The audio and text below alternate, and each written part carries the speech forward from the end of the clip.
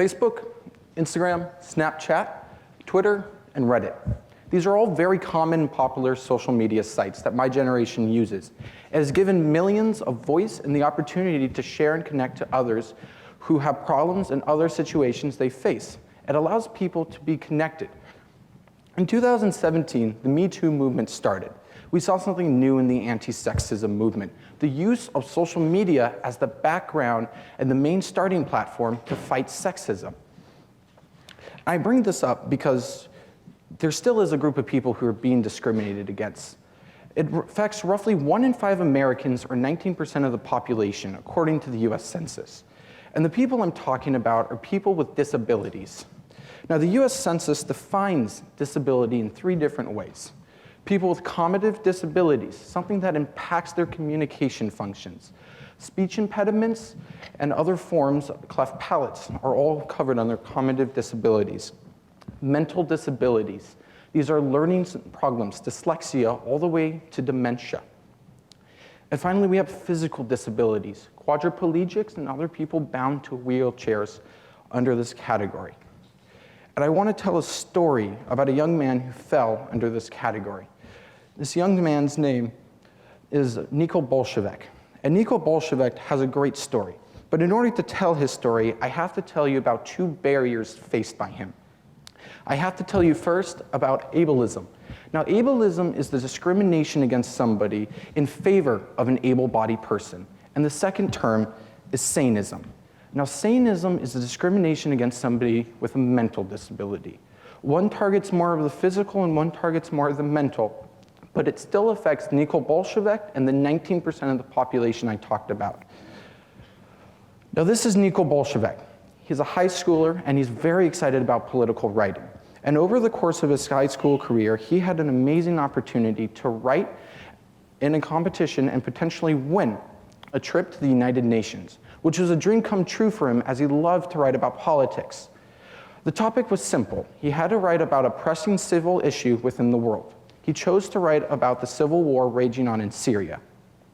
And when he sent in his application with the essay, he got the news back that he won. A dream come true for Nikko. And as he was filling out the needed paperwork, he got one more letter in the mail, something unexpected. It was a denial letter.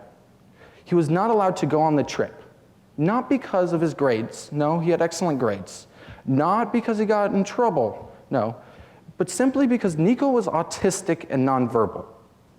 Nikko communicates to people through writing and the use of iPads with other needed software. And so, after being devastated, Nikko took to Facebook, where he had a large online presence. And after confiding into his community, his story blew up.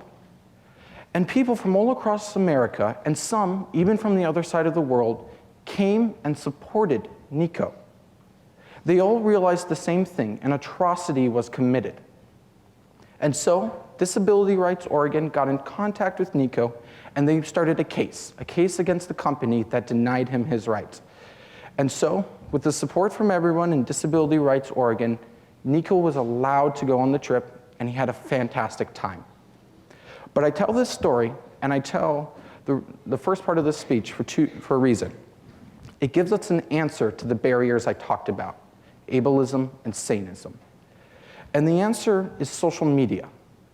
And I'll demonstrate for you. I want you, yourself, to imagine that you're confined to a wheelchair. No other way of movement except for this wheelchair. And you decide you want to go to downtown Portland. Perfectly normal. You go onto public transportation and they have the needed ramps. Everything is going smoothly. But as you exit the public transportation, you look and realize there are no slopes for you to get up from. Fine. There has to be another way for you to get up. And as you glance to your left, you realize there's an elevator. Perfect. Elevators are much easier than pushing myself up the slopes. And as you roll over, you realize that there's a notice posted on the elevator. Elevator not in service. And as you read a little bit more, you realize that on it, it shows the posted date. 6 months ago. 6 months, you think to yourself. 6 months, this elevator's been broken. Can't be right. So you pull out your phone, double check the date. You must be mistaken. No, in fact, it was 6 months ago this elevator was broken. And so you think to yourself, How? They know people who need this elevator ride public transportation every day. They know people need this elevator. Why do they let it stay broken for 6 months? I want you to ponder that. I want you to think that as I set up the next example. I want you to think to yourself that you have a speech impediment. And some days the speech impediment is so terrible that you struggle to communicate. And so you go to your favorite restaurant. You know the exact order you want. You know exactly what to say. And as it's your turn in line, you step up, and it acts up at the worst possible time. You just can't get the order out. Your words become a grumbled mess of sounds and noises. And as the person behind the cash register politely covers her mouth to avoid laughing in front of your face, and you notice parents all around you tugging at their children's necks to stop them from laughing, you become embarrassed. Who wouldn't? People are laughing at you for something that is completely out of your control. It's unacceptable. And so these two situations can be solved with the solution I gave you, social media. So you go to your Facebook, to your Twitter, your Instagram, and you post a story about the elevator. You show everyone, how dare they have this broken for 6 months. 6 months, you warn everyone, don't get off the stop. The elevator's broken.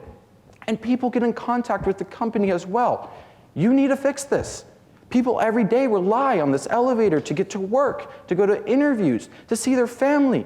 And you have it broken for 6 months.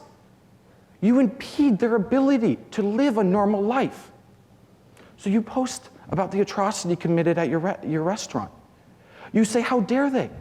How dare they laugh at me for something I can't control? Something that is perfectly normal to me but may not be normal to you. And so everybody hears this, and they put pressure on the restaurant, and they tell them this is not okay. People realize it's not okay. And so instead of the elevator being broken for 6 months, it's only broken for 6 days, because the company knows. They know that people use this elevator every day. There's pressure put on them to come up to this expectation. No one laughs at you at the restaurant when you struggle to say your order.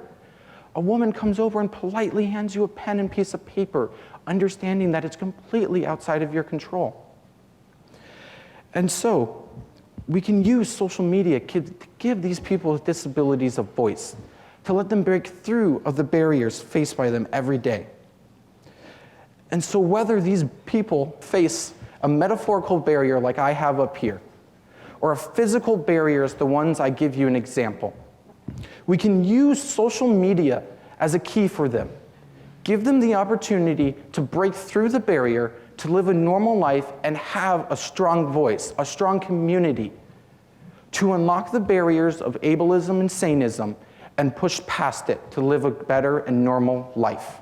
Thank you.